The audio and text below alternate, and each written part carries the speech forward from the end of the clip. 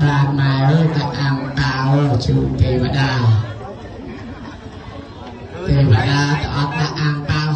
รู้จีนะbà họ được rất thật rất là năng động và đó đã ăn bao dân thấu tí tí nhưng đã ăn bao tiền là họ bò